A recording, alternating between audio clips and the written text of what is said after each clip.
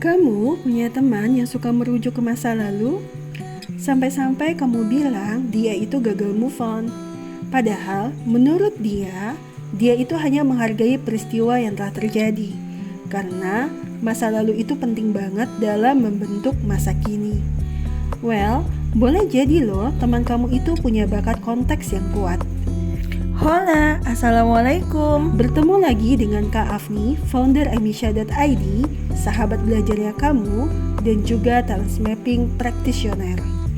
Kali ini, Kak Afni ingin mengajak kamu membedah bakat konteks. Apa sih bakat konteks ini? Jangan-jangan kamu punya konteks kuat atau malah lemah? Yuk, kita simak sama-sama videonya. Mereka yang memiliki konteks kuat senang memikirkan peristiwa yang telah berlalu, menggali latar belakang atau sejarah akan sesuatu. Contohnya, latar belakang suatu peristiwa terjadi, bagaimana pengalaman masa lalu yang membentuk pribadi seseorang saat ini, atau mereka juga menggali latar belakang berdirinya suatu institusi. Menurut orang-orang dengan konteks kuat, segala sesuatu yang terjadi di masa sekarang tak lepas dari apa yang terjadi di masa lalu.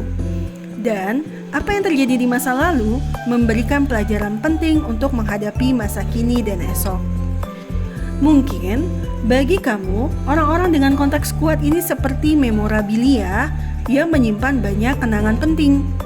Kamu tinggal bertanya, ingat nggak peristiwa ini? Mereka dengan semangat akan menceritakan padamu. Karena bagi si konteks kuat, apa yang terjadi di masa lalu adalah sumber informasi yang membantunya mengambil keputusan yang tepat. Ia juga semakin percaya diri dan lebih bijak dalam mengambil keputusan setelah menyelami pola-pola yang telah terjadi sebelumnya. Bagaimana dengan mereka yang konteksnya lemah? Apabila bakat konteks yang lemah, maka baginya masa lalu ya sudah berlalu. Menengok ke belakang terus-menerus akan dianggap sebagai kegiatan gagal move on dan tidak berorientasi ke depan. Keputusan-keputusan yang dibuat utamanya tidak disandarkan pada apa yang telah terjadi sebelumnya. Keputusan yang diambil bisa sebatas problem masa kini bila ia memiliki bakat restoratif kuat, atau justru berdasarkan apa yang akan terjadi di masa depan bila bakat futuristiknya kuat. Tenang saja, punya konteks lemah bukan berarti kamu tidak bisa membuat keputusan yang bijak.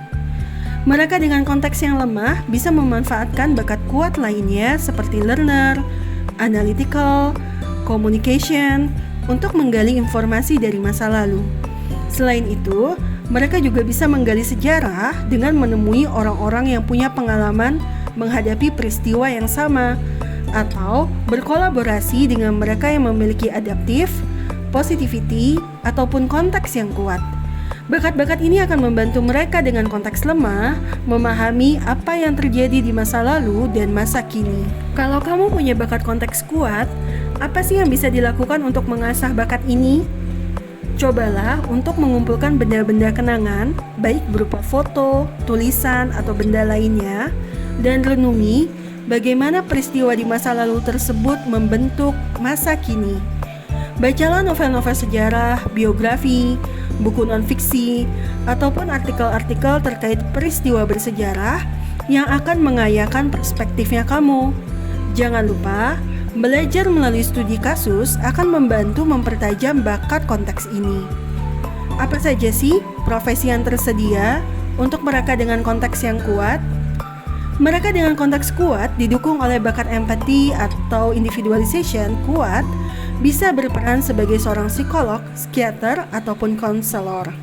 Dengan bakat konteksnya, ia bisa memahami sosok pribadi secara personal dengan menelusuri masa lalunya yang membentuk seseorang di masa kini. Kalau bakat konteksmu kuat, kamu tidak hanya bisa menjadi ahli sejarah, kamu juga bisa loh berperan sebagai perencana masa depan.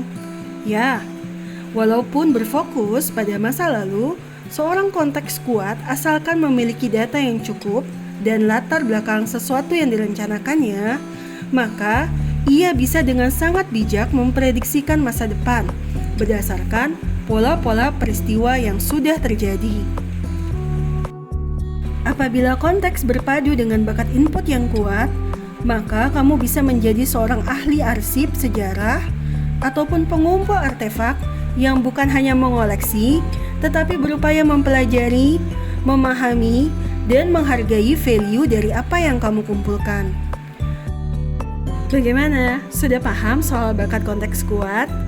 Kamu ingin tahu apakah bakat konteksmu kuat ataupun tidak? Jangan ragu untuk ikut asesmen talent mapping dan hubungi praktisi terdekat kamu. See you on the next video. Jangan lupa like, subscribe, dan share video ini supaya makin besar manfaatnya. Wassalamualaikum.